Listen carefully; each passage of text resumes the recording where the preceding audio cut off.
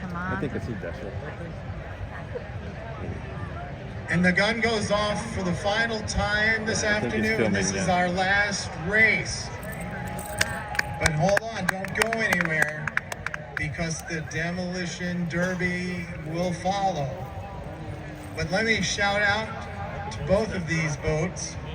Team number 35 was the first one to bring their boat to the lineup and put it in the right spot. So we appreciate all the team members from Team 35.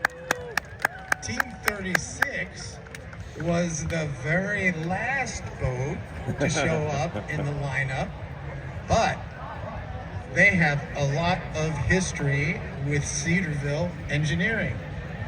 Paddling that boat, number 36, is Evan Cole, son of an alum named Keith, who got a degree in ME, mechanical, and brother of Ryan Cole, who recently graduated with a degree in mechanical as well. So cheer on the Cole family history. Go 35! Woo! Let them go. Wow, that's really, really, really. You know,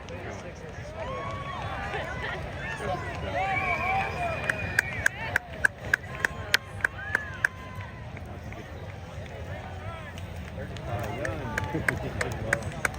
35 makes some good time. Yeah!